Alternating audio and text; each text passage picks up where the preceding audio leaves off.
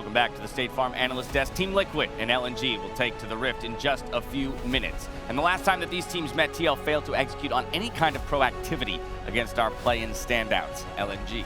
Yeah, it looked really all over the place for TL, and I would want to say not TL-like in a sense, just by their mid-jungle picks. I think we've got the draft we'll bring up in a second, but what they did was they were drafting things like Talon, and they weren't actually doing anything on the map. Yeah, I mean, they did Talon TF. The first TF ultimate, I want to say, was something like 14 minutes into the game. Santorin, I just don't think Talon Kiana, that's not really his bread and butter, those kind of champions. You know, when you're comparing his champion pool to the other junglers in this group, you know, he is much more on bruisers, much more on tanks. You know, we did see him bring out the Sejuani against Genji, but they left Trundle open in that one. Trundle's another good pick for him. Xin, I think we need to see him play more in that wheelhouse, because even things like Lee Sin are not his bread and butter. Yeah, I completely agree. And when you look at that game, I think TL got their first kill at 26, 27 minutes into the game. We can see it right here. You're playing Twisted Fate Talon, and you're not actually forcing anything. Nothing was really found for them. They had a winning top getting the push. Leona, obviously CoreJJ can move around the map, especially. That's their notorious playstyle, but they found nothing. And I think that TL need to stop kind of picking these champions which are on a timer and go back to their comforts. All of that more egregious, right? When you have a Fiora on the other side who wants as much time as she can get. And an Aphelios, another good point, right? And here's what you're talking about. Going down in gold at each of these states with the first kill coming in 26 minutes into the game. And we've seen this from a number of different teams, you know, across a number of different days. When you were playing, it almost feels like sometimes teams are playing not to lose instead of to win, and you have got to get out of that mindset. You must play aggressive, especially, you know, in this meta and against teams that are this strong. You are just going to bleed out the game. Teams that are being proactive, that are out farming you, that are taking dragons, taking heralds, they get so far ahead that you never really get an opportunity to fight back later. I mean, 100 Thieves, arguably one of the greatest defenders in that case, and we saw what happened when they were unlocked in that final game against EDG to really just be aggressive and take the fight to the LPL squad. All of that said, I do want to return to your point about the TL playing in an un-TL-like fashion, or at least drafting in an un-TL-like fashion. And within that, put a big focus on Santorin because he's such an integral part of the team. Yeah, and I think if you look at Santorin, if you look at AD junglers, the TL play in general, Xin Zhao was the best pick for Santorin. It was his pick against Mad Lions. It's his most picked champion in summer this year. I think his next is things like Hecarim and Rumble Nidalee. These are now off-meta champions, so these champions actually don't count right now. And the next one after this is things like Lee Sin, which is not actually in the top 5, right? So when you're thinking of the current meta of the jungle, you're looking at Xin Zhao, Lee Sin, Kiana, and the Talon, which actually failed. If Xin Zhao's taken out of Santorin's hands, look at Tarzan's, right? We'll ignore the Diana Volibear, right? Olaf, Lee Sin are his bread and butter. Yeah. And I think that you have to then be willing to commit some resources in the draft to actually set Santorin up, right? You either have to be banning out some of these champions, try to prioritize an early pick on the Xin Zhao, or doing things like, at least in an A, people were pretty comfortable. If you ban out some of the top, you get them on Olaf, you can answer that with Trundle, some of these types of plays. So I do think that they're going to have to commit something to that, because if you're going into this, you can't have him at such a significant disadvantage. He's just not going to be able to perform at the same level. I mean, so it sounds more and more like the answer for Team Liquid comes with playing to comfort and what they know is true to their identity. It was 100 Thieves who taught us that. Yeah, and I think that just bringing back those champion pools once again, you can see the Udyrs and the Hecarims. When it was the old meta of Spring of just tank junglers in a way, it felt pretty easy for Santorin to slot himself in. But again, now you have such a playmaking jungle meta where your mid lane is essentially playing roaming champions like TF, Galio, Ryze to get the jungle ahead to help dive side lane. So it's a proactive meta, and I think TL might struggle there. TL, of course, 2018, 2019, 2020, 3-3 in their groups, 3 years in a row.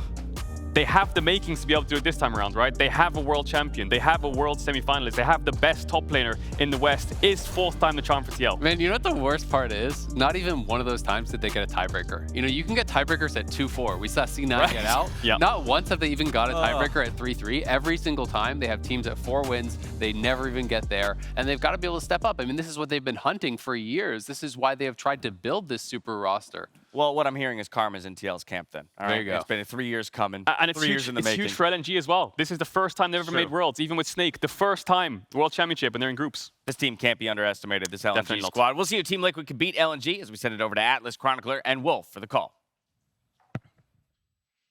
Thank you so much, Dash and gentlemen on the desk. Welcome back to LOL Park and Team Liquid taking to the Rift, gentlemen. Is there a chance? Is LNG going to do what some of the LPL teams have done in previous days and fall to the mighty hands of the LCS? Look, after Hanwha's performance yesterday, I think a lot of people are really looking at these two major regions, LPL and LCK. They're 4th seeds. are delivering, right? And that's what's so cool about actually adding a 4th seed to the World Championship for these regions is these guys had to fight through play-ins. LNG came out with a perfect record.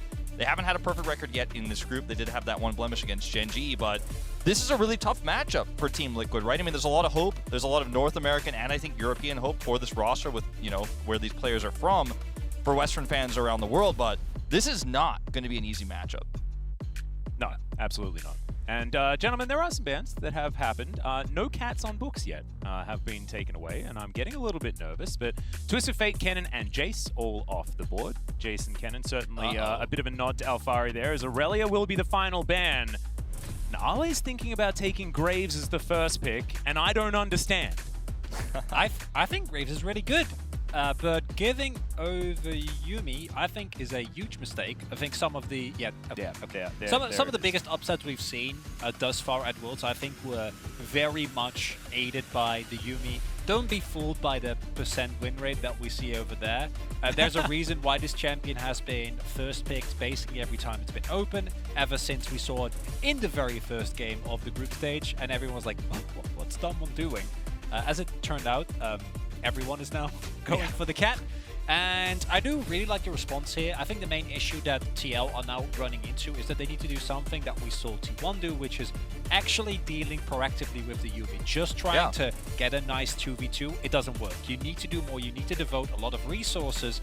And if you look at what TL traditionally does, it's not necessarily playing towards that bot lane, it's letting CoreJJ roam up.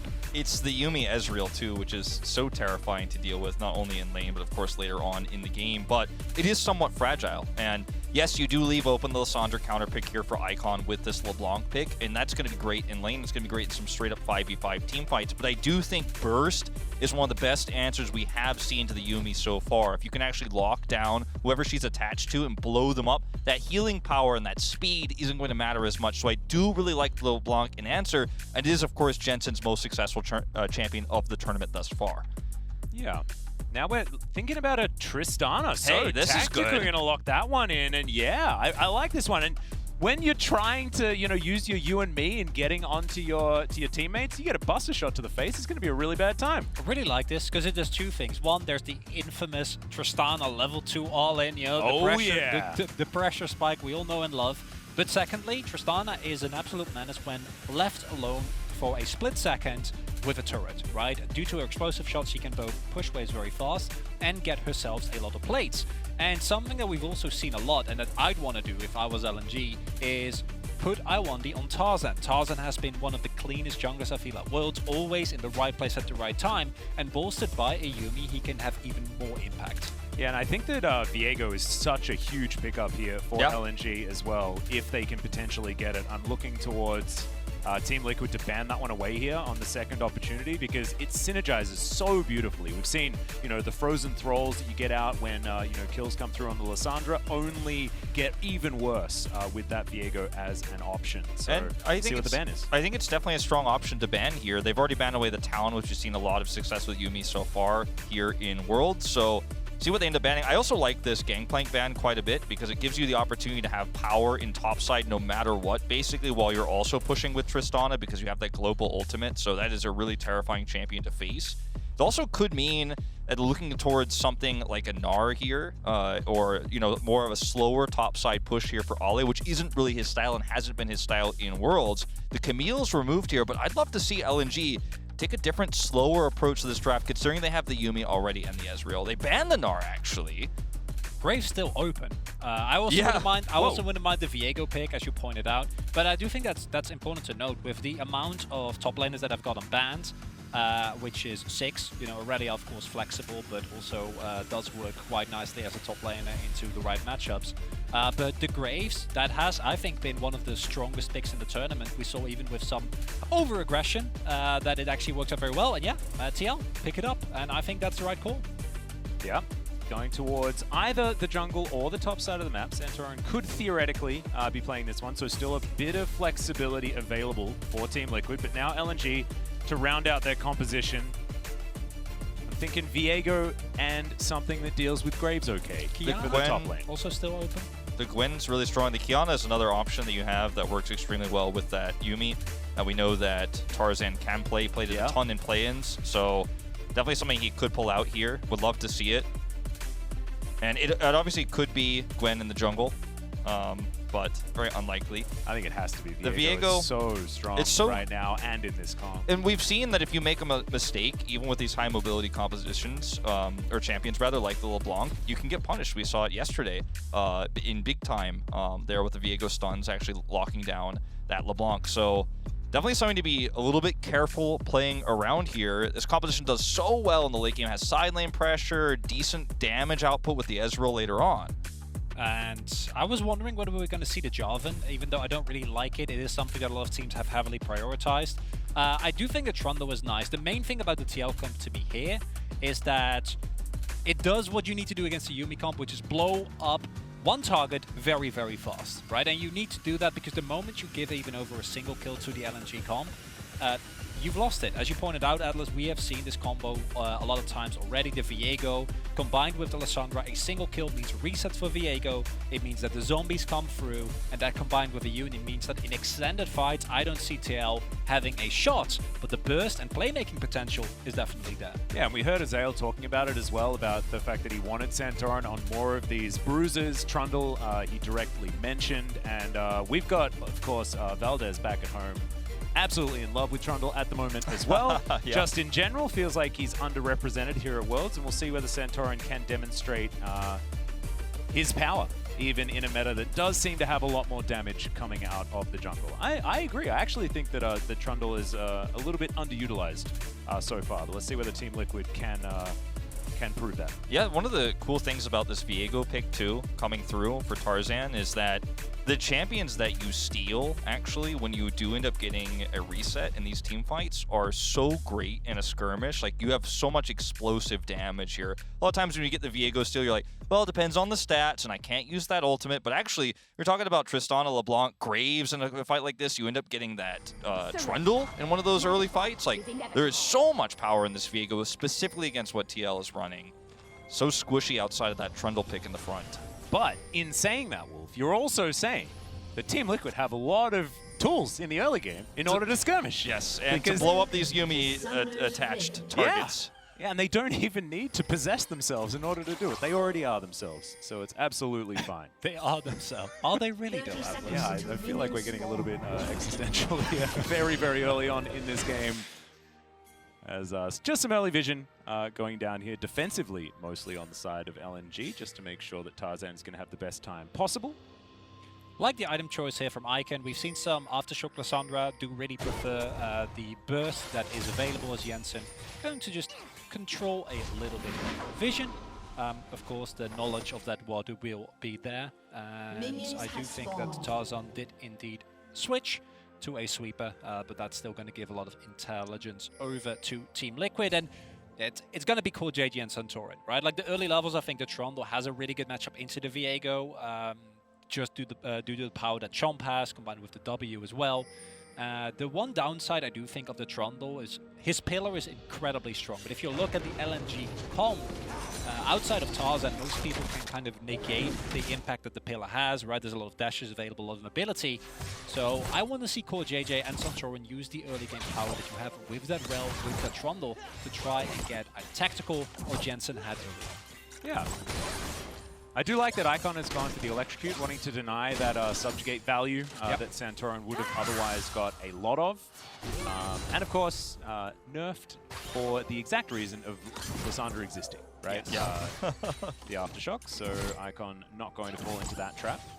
Still do see it from a lot of our Lissandras. See how much opportunity is found here on the bottom side of the map, because Light, I feel like, was a little bit of a liability often for LNG back in the LPL in terms of positioning and sometimes going into proper, or rather improper 2v2s in the bottom side there. So we'll see if he ends up playing well, because obviously the early game in this 2v2 is going to be fairly vulnerable for that Yuumi and Ezreal. And if they ever leave and there's a slow fight elsewhere on the map, that's when those turret plates are going down, right? Like you were talking about Chronicler in the draft.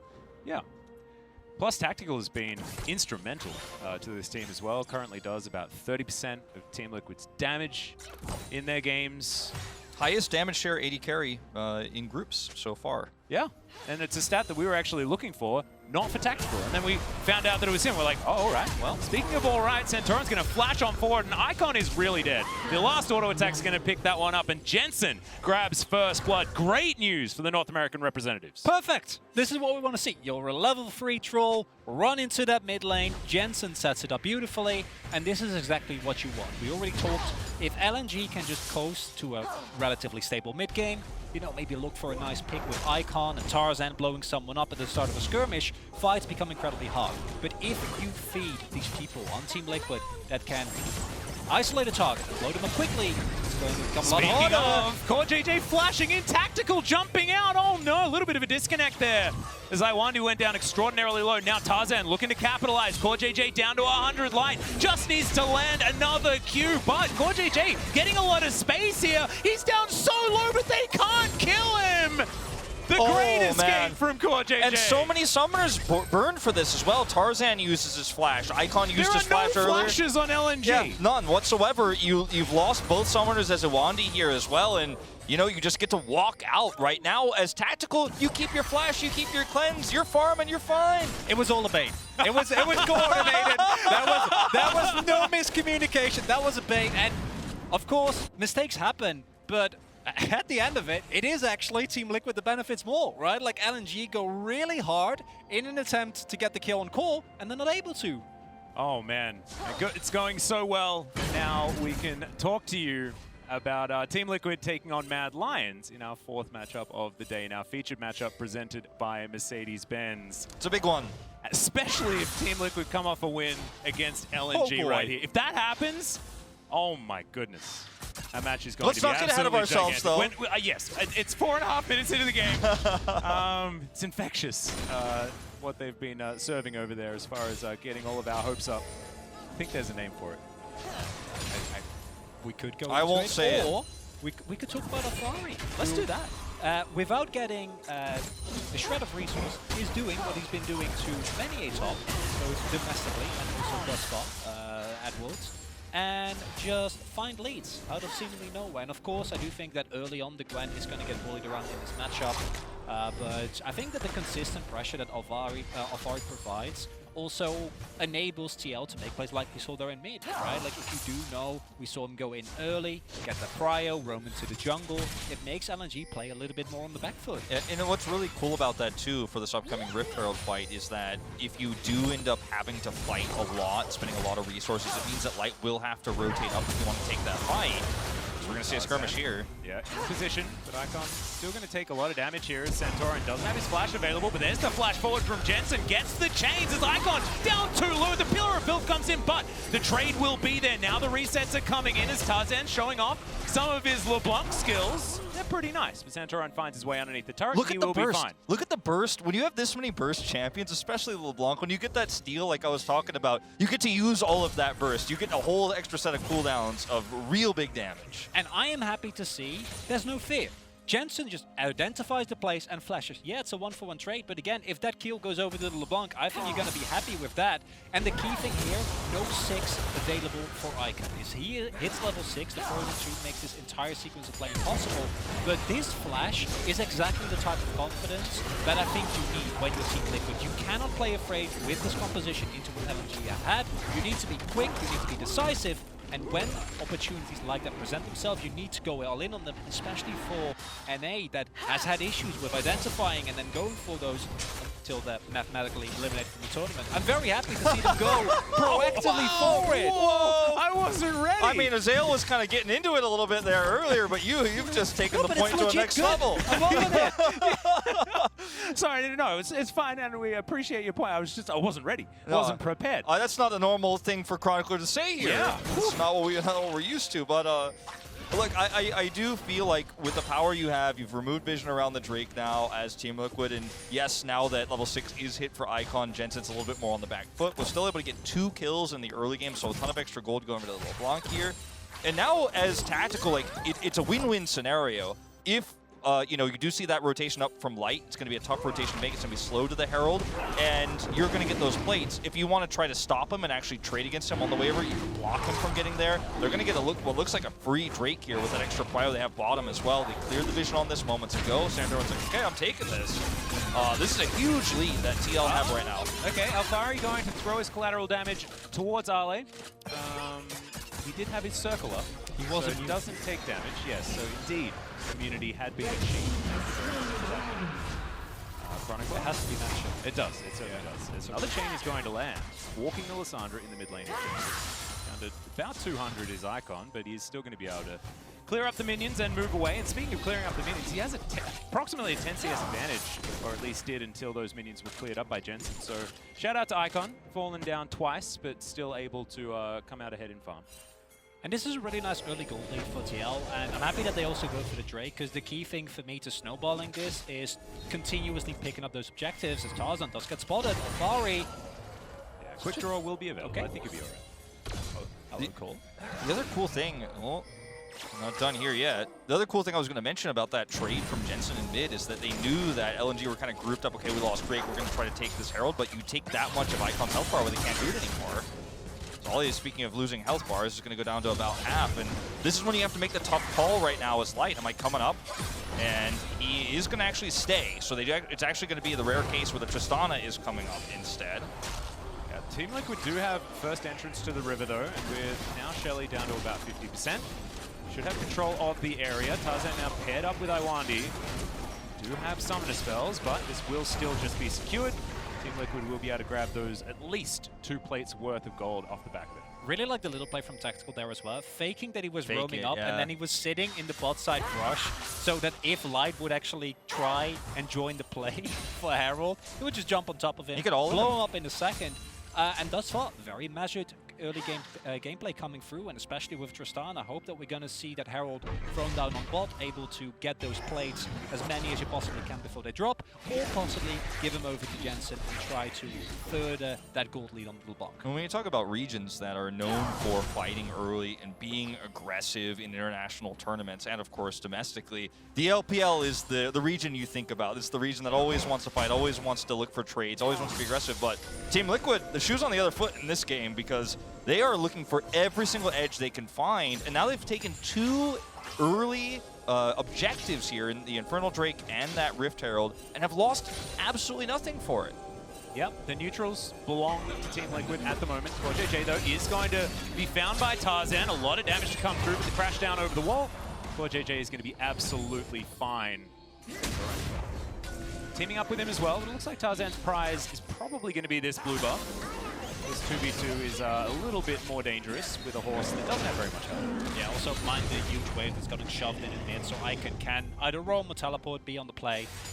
No opportunity for Jensen, so nice capitalization there by LNG, picking up. And while we've been talking and praising TL, also mind, LNG isn't actually behind in terms of gold. Like, it's dead even, and you could argue that the gold is spread a little bit better. It's on TL, it's on the LeBlanc, who you want to be as fat as possible. But simultaneously, do keep in mind that the LNG comp still has a lot of innate power. Might be a problem. Right, not too much more. Tarzan is going to be able to tidy up the Rift Scuttler. 2v2 here on the top side of the map. You talk about the gold being even. There is sort of inherent gold that Santorin does have in his back pocket, assuming Shelly is going to be used effectively. True. So it should be a slight advantage for TL, but right now as it stands, it is about as even as it can be. The question is, where does that get dropped? He is holding it on the top side of the map right now. The expectation is Tarzan would have rotated away. They will spot him here with this ward. Yep, there's another pillar to go down. Ale taking so much damage. Gets out of his circle. Now Tarzan's going to get in position. The needlework, and Ale's now able to run away, but the Heartbreaker over the wall, and Tarzan will escape as well. This is, I mean, a huge opportunity, assuming Icon doesn't come up. He has teleport available, and I think they might just drop this down here. I really would have expected the drop to be on the bottom side of the map, just considering how much power they already have there, but they're going to toss it here. Yeah, teleport's going to come in as well as LNG. Wanting to try and defend this. There will be at least 1 charge. So a fair bit of money now available for TL. Still a couple of plates there towards the top side. Tarzan already down to 50%. LA thinking about chasing, but that's some very healthy members of TL, and they will back away after grabbing that play goal.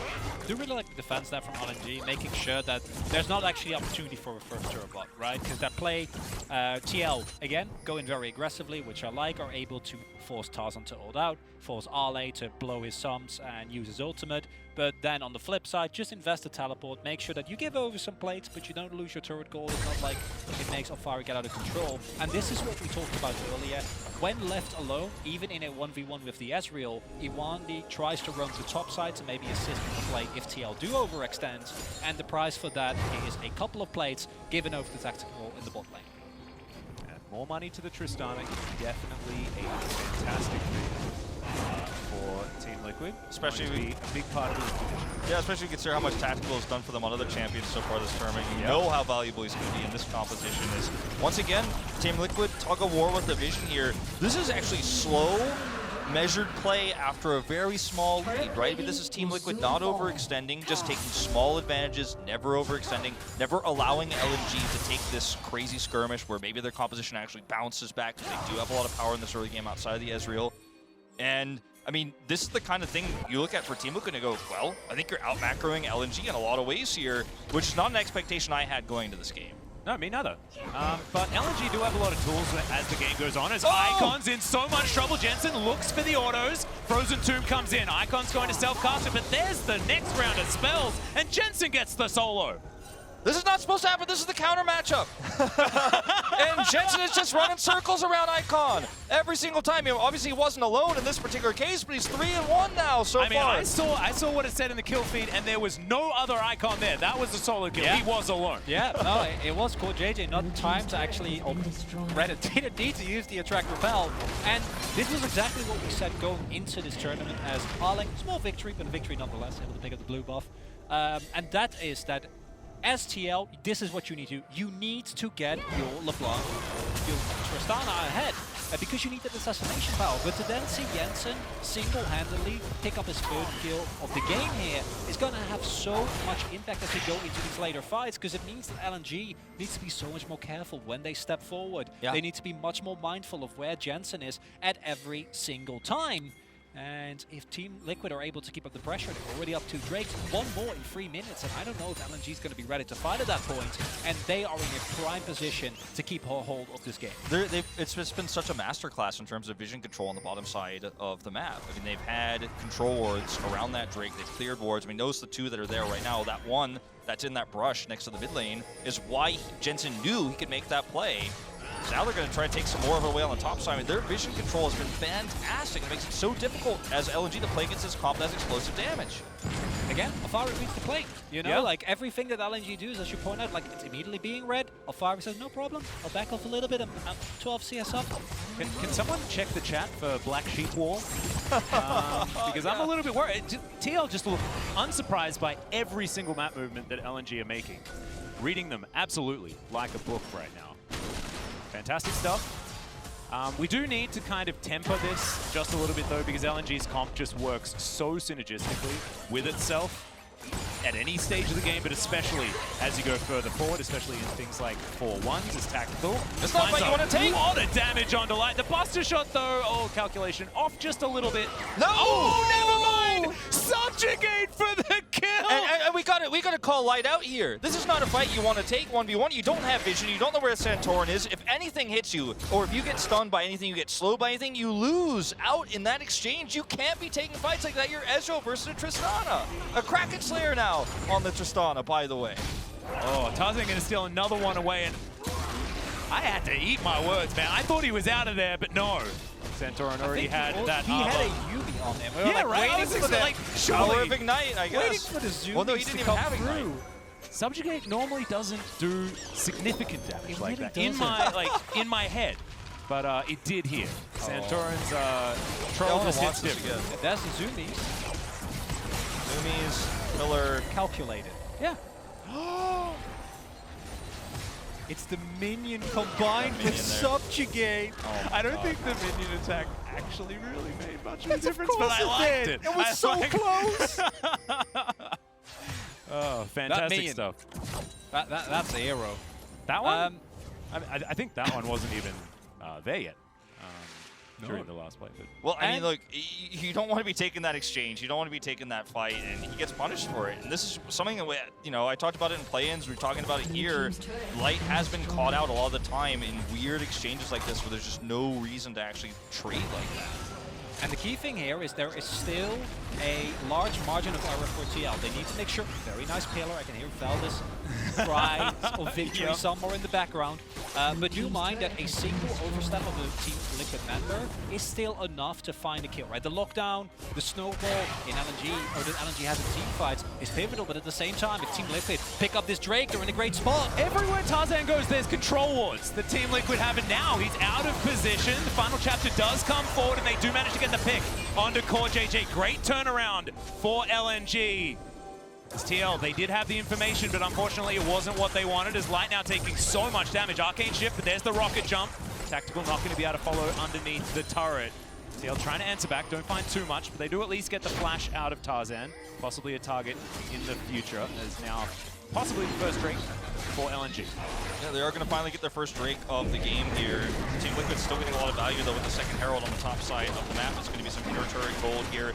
And one of the other concerns for this Ezreal is obviously he ended up getting killed there in the 1v2 in mid. Oh, you can see how much damage he takes. Like, it's not even free to farm. It's not safe to farm as an Ezreal. Normally, That's 3 turrets for a Drake. Yeah, and normally as Ezreal too in these scenarios, you're like, well, I'm going to farm up later on. I'm going to be okay. But I guess if the minions are in your base, you can get some free farm here with all the damage done. But this Ezreal is coming online so slowly. The win conditions here for LNG are so delayed. When Core went down, I was wondering, is it worth? As we now know, it was in fact not worth, or rather sacrificing Core worked out very well, as we see here in the X Effect replay.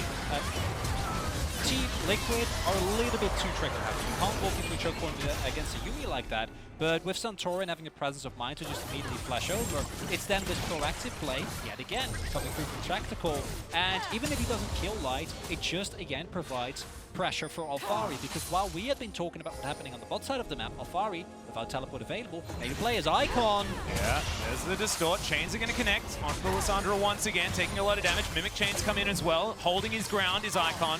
Does have the Frozen Tomb, so wasn't too scared. But still, Jensen making sure that they cannot move forward. Another Chain's going to land as Light has to get out of there once again. The Ezreal, I mean, TL just saying, no, you're not allowed to play the game. You can't farm, you can't get those minions. It's so difficult to play the game, as you mentioned. And all the while, Alphari is non-stop side laning. He helped set up that pressure on the top side to get that air turret. Now he's set up for a second one here. They're making so many good macro plays. They force a teleport here defensively for nothing. I mean, it's so free here for Team Liquid, the amount of macro plays they're making across the map. Also mind some of the itemization choices. Happy that Iwandy has gone for the Moonstone. We've seen Yuumi's go for a Ludens, even with double AP solo lanes, in which case the value really diminishes.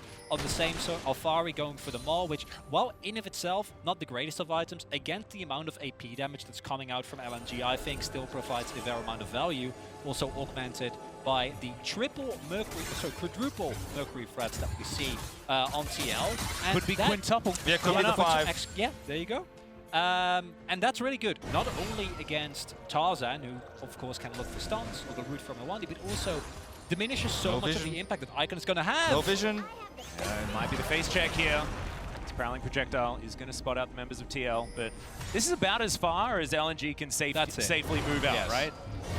That's the problem. I mean, this has been a masterclass, like I mentioned before, of Team Liquid controlling vision. It just kind of continues here as LNG not only on the back foot with vision, but they have an Ezreal that can't really effectively farm or push out lanes. And he's only 8 CS behind right now, but the Ezreal needs to be able to soak up CS to get that second item online and finished. He's now getting towards that. And the third item hasn't even been started just yet. So Ezreal a little bit slowed down in this game, but when you don't have vision and Team Liquid have 2 strong side lanes and they're basically 1-3-1ing you with this composition with a Graves, you know, and a LeBlanc outside laning you, when you're the one who has a Gwen, you're the one who's got a Viego here, it just looks like LNG are not able to utilize this comp correctly because of that power they have in the Tristana. Main thing here for LNG is that if you can somehow sneak away this next dragon, you buy yourself basically infinite amount of time. And that is where at some point, even with how well TL has been playing thus far, I don't think the Lissandra's going to have a big impact, but Ale, Tarzan, and Light, especially with bolstered by a Yuumi, are going to be able to still output insane amount of damage and come later in the game, still provide a lot of team fight threat. So as LNG, you try to maybe look for a situation where you can make that happen, but with how diligent Team Liquid have been in denying vision, making sure that there has been no availability for LNG to actually walk up, as you pointed out, Atlas, it should not be a possibility for LNG to contest this Drake in a minute, which would put Liquid on a sore point. And Ocean Soul against Yuumi, I think he'll take that. It'll even the score at least a little bit. Yeah, we'll help you out in that sustain department. Not to mention the fact that they have a Trundle as well. It's going to be even more difficult to kill Santorin, even through things like Grievous Wounds, like King's Tribute, as well as Ocean Soul and Subjugate is just too much. That's too much. I think LNG is going to, at some point, reach a breaking point where they need to fight, and it looks like, just based on what we're seeing for them on the map right now, they have decided this is probably not going to be it on this third Drake here for Team Liquid. But at some point, you actually need to win a fight so you can take some vision back. You can also arguably avoid the fight, avoid the Drake here, and try to take some vision here on the top side of the map, but that isn't going to be very useful because you're not in a state where you can take a Baron right now, even though we are 23 minutes in the game. You don't have a really quick Baron clear time with this composition because you are running that Lissandra. So as LNG, you can avoid fighting Team Liquid because you don't have the vision to fight them around Drake, but at some point, you know, you're going to have to pay the piper here. Well, Icon now trying to defend this inner turret. Doesn't quite find the Everfrost as Jensen's going to dive on forward. The Claw of Doom comes out. Just back to the distortion. The turret is going to be taken here for TL. Now they can back off towards Soul Point. It's traded. Ollie gets one on the top side. You might be able to get two. They can actually stop this from being shut down. I mean, this is actually a really nice macro position here for LNG for the first time in a long time. With all the wards they have to clear through here. It's insane. But look, they're going to get that inner turret on the top side. And that's as good an answer as you're going to get. It's similar to what we saw Mad Lions do the last game, where you put the Gwen in the side lane. Also, Ale going for the Nash's build, which is going to be, in terms of 1v1, a really big upgrade as to what it provides DPS. But you're going to have the same damage and teamfight impact that something like the Death Cap could possibly have. And I like the fact that you go for a cross-map play, but that's all there is to like about it, because still TL is now on Soul Point, and we've seen how those can warp the game, because now as LNG, you're basically waiting for the perfect opportunity. Someone on TL stepping where they shouldn't step, getting blown up and starting a fight from there. But if TL have the pressure, they can trade for Baron, be completely fine, right? If you give up a single Ocean Drake, you get Baron, who cares? Yeah, and they also have so much Baron damage once Tactical has that third item online. It's another chain gonna land there. It's the flash forward from CoreJJ, finds everyone in the Magnet Storm. Now Tarzan trying to get himself out of there, but now Tactical's getting the resets, dodging the Mystic shots as Light is gonna have to get himself the heck out of there. He still has his flash, but they may not have a Baron on the map for much longer. And this is going to be, I mean, so easy to take. You took out the Baron damage with Tactical in this game. It's so easy to rush this one down, and there's nothing LNG can do about this, and they haven't had map control this entire game, and now it's just in the grave. You're writing out the tombstone in terms of what LNG is going to be able to see on the map. Ale sneaks this turret away, which is nice, but there's just nothing you've got in terms of how to fight now as Team Liquid. Unfortunately, I have to say, Tarzan's been invisible this game. He's 1-1 and 2. He didn't do anything in the early game. He hasn't been able to keep up with that vision control, and Team Liquid have been able to run around the map non-stop, threaten non-stop the Ezreal. Look at this engage from CoreJJ. And again, it's Jensen that sets it up, but CoreJJ that knocks them down. The flash, the lack of restraint, and the actual willingness to go for such an aggressive play is so incredibly important, because this breaks the game open, right? Even if you now possibly lose, you should be able to at the very least get an inhibitor. You provide more side laning pressure. Alphari in this Red Bull Bound play, as we just saw, also picked up a red elixir, so he means business. Yeah, we're finishing this game. He's got his Surreal's grudge, and he might only have a single assist. You might think that Alphari hasn't been a part of this game, but I think that the pressure he's been providing in the side lane has been pivotal to what TL actually been able to do on the map. Yes. Now, what do you do as LNG? I mean, you have to sit back and wait, but your composition isn't going to, it's not one that does well with that. I mean, you're not going to take a defensive fight here under turrets. And the longer you wait, the more Team Liquid is able to just say, well, I'm going to eventually threaten some inhibitors here. I mean, the Tristana, if she gets into range of that inhibitor turret, she'll blow it up so quickly, so you have to respond, and that's when that side lane pressure now from Jensen in the mid lane, Alphari is there with them, like, Which one are you going to lose, LNG? Because you're going to lose one of these. Well, maybe both, and that would be all 3 of the inhibitor turrets going down as Tarzan once again way too low. Hysterics is going to get popped. This could be the opportunity for TL to push all the way in. They've got a siege minion here. Make that 2. That is going to be the inhibitor turret going down. I mean, LNG, yeah, they're waiting for mistakes. I don't think TL's made one all game, as now we've got the flanking teleport icon looking for his opportunity. Gets right into the middle, hasn't pressed the R button, waits until the very last moment. Jensen distorts his way out. Icon uses his stopwatch, but it just doesn't mean anything. TL just wiped the floor with him. Yeah, CoreJJ's gone, but they've lost Icon. They've lost Tarzan. I mean, Icon's ultimate there was so sad. It didn't feel like it even went off there. Didn't feel like it even happened. Had such a low impact. He's so far behind as LNG now. I mean, this game is all but over. You gotta wait for the wave. You still gotta respect the pressure that Yuumi puts out. Really nice pillar there. And we did see that. Like, you might see the low health plus and think, why doesn't TL go in? Because Arle is a level 16 Gwen with a Yuumi on top. You still need to respect it. You know how much sustain this damage can provide.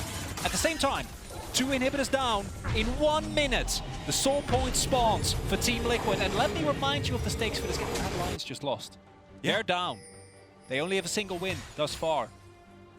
What does it mean if Team Liquid wins here? I mean, Team Liquid potentially could be getting out of this group over Mad Lions, which would be massive. So you watch this fight again, look at Icon come from behind.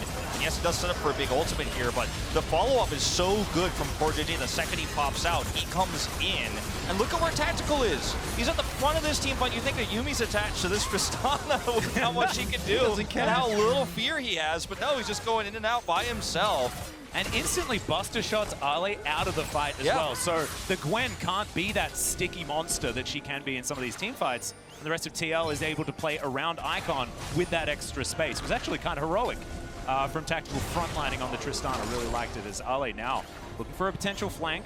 Final chapter available very, very soon. Look for at the Iwandy. wave. Bot lane's pushing. Yeah, they're on a timer. LNG, they need to start this one off. Now going to do it. Icon. Let's see whether the claw is going to work out here. Does put it down, gets right in there, but immediately takes way too much damage. Has to go into the frozen tomb as Santorin in a whole lot of trouble, but he's a tank. He's absolutely fine. It is going to be the Drake stolen away by Tarzan, but can they actually keep themselves alive? And I think the answer will be no as the Gwen falls down. Jensen might need to be a little bit more careful there, but now go teleports. We're finishing the game. Tarzan looks to try and cancel, but no, Graves is already in the base and he does so much damage. Now Tarzan's just trying to fight this one out as best he can. Will get stunned up by the chains, and there's a whole lot of craziness happening. They're just stopping the backs though, because this box shot will kill the Nexus, and TL will take down LNG, evening up their scorelines at 2-2.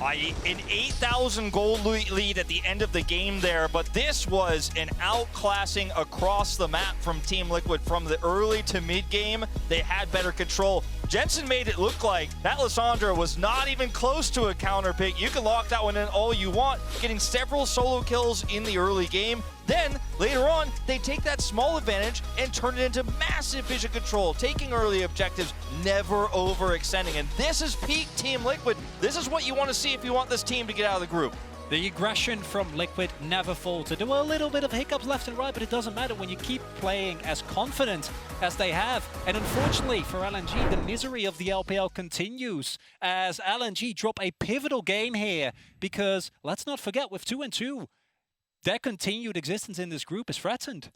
Yeah, this is, I don't even know whether you can call it an upset, though. This is the thing that's ridiculous, no, I know. because TL, they had complete control. So they played beautiful League of Legends throughout that whole game.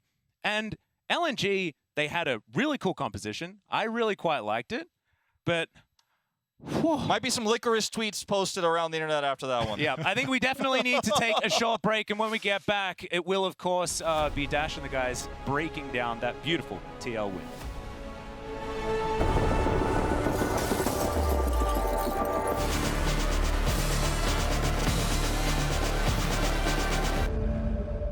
Can't believe that Daniel deal you got me on my insurance. Daniel, State Farm offers surprisingly great rates to everyone. Sure you do. You want to meet the queen? I'm not dressed for that. When you want the real deal, like a good neighbor, State Farm is there.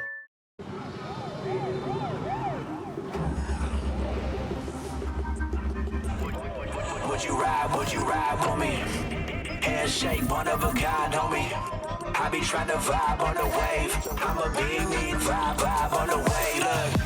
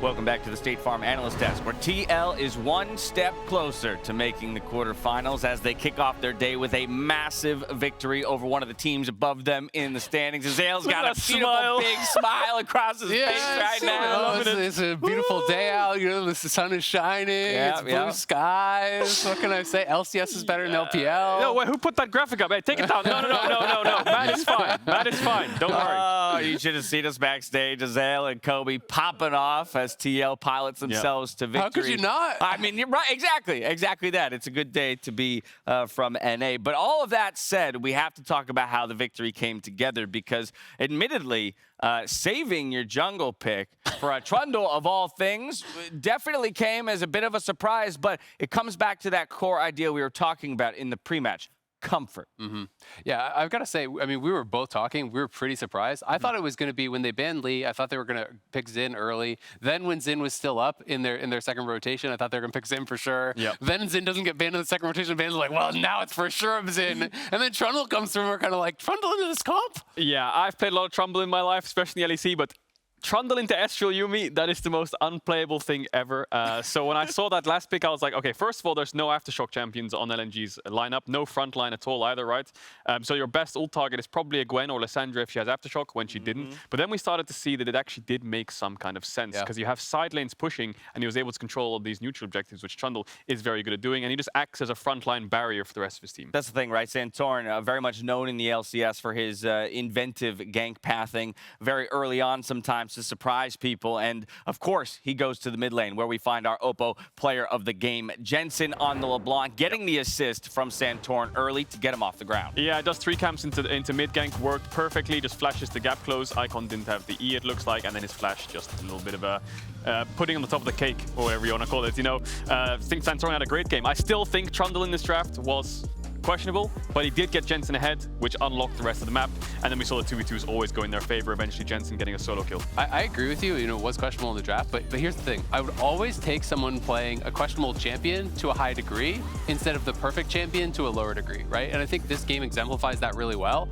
You know, in NNA, everyone, all the pros, all the casters, everyone talks about Santorin as such an intelligent player, and he really does play very well around, you know, weird gank timings, things that people aren't expecting you to do. You're not expecting that gank to come in, you know, this early on, 3 camp clear towards mid before Trundle even takes a second buff. Yeah, and Jensen being ahead against a comp with the only real lockdown CC to stop that LeBlanc is Lissandra ult. Icon was really far behind, so Jensen was just unleashed. Yeah, Icon definitely struggling so far here in game 1 of the day. But the other thing to call out for Team Liquid is the macro. Right? Yes, you've built an early lead. Yes, you have a powerful LeBlanc who can definitely move around the map as she pleases. But in a key moment where LNG moves towards the Drake, TL finds massive gold gains across the map. Yeah, TL, just to give some context here, had 2 dragons, right? This was the 3rd Ocean Dragon. They could have played for Soul, but they quickly identified that we don't have tempo towards the bot side of the map. And we have top wave pushing in. We talked about side lane push, and Alphari was ahead on the Graves.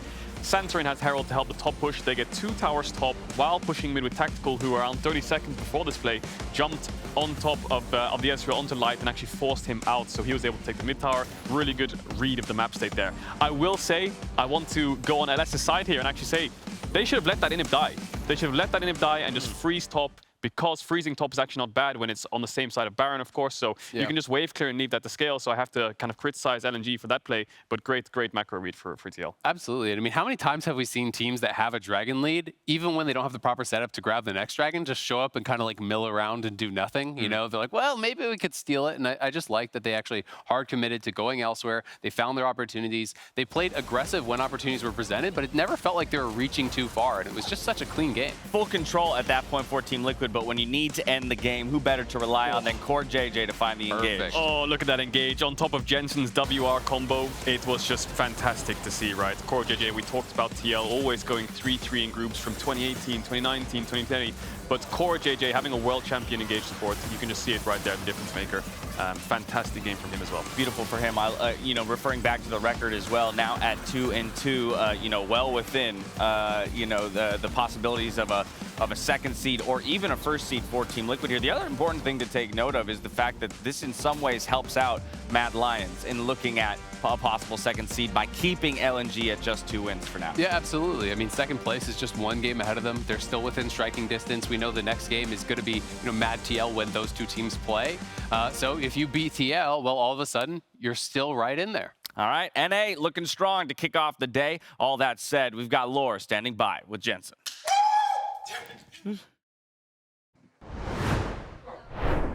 Thank you very much, Dash. And Jensen, thank you so much for joining me after your game. Great game from you, especially on LeBlanc. I want to ask about this champion, actually, because it's one of the main picks right now. You picked it very early against and leaving Lissandra open when we know that it's a counter matchup. And I'm just wondering, how strong is the champion right now? Because it's doing so well in a meta where on the mid lane you have a lot of point-and-click CC, and it's not supposed to do so well against this kind of champion. So LeBlanc broken against? Maybe. It's pretty strong for sure, but I think we realized it's one of Icon's best champions as well. So it was kind of like, it's one of my best champions, it's one of his best champions, so we kind of just, you know, pick it. I think a champion like Lissandra can do well into it, but again, it's like pretty hard because the gank setup from LeBlanc is pretty scary, and if LeBlanc plays really well, then it can be pretty hard to win. Yeah. Well, you were the better LeBlanc player today, then, which gave you the Oppo player of the game. What did you think about your performance? Yeah, I mean, it was pretty good. Wasn't too many mistakes. I was a bit sad I died. I think I shouldn't have died that one timing, but other than that, I think I played pretty well, yeah. It's interesting to see the shifts in how teams are doing in the second round robin, because the LEC, who was supposed to do well, are not doing so well. LCK is just becoming stronger. The LPL is underperforming. You guys are doing incredible. Cloud9 was doing super well, and also 100 Thieves on the last game against EDG. What's your take on the shift and how teams understand the meta right now when it comes to different regions? I think when you first come into Worlds, you try to understand the meta and kind of play what like the better teams are playing. So for us, I think we struggled a bit because we kind of like played champions that weren't like maybe too much our own style. So then, we kind of adapted, tried to like think of what makes us good as a team. So we changed that a little bit. As for the other teams, I don't really know. I think the most important thing is just you play what you're confident with. Can you give more about what makes you confident and the shift and the adaptations that you did in the drafts?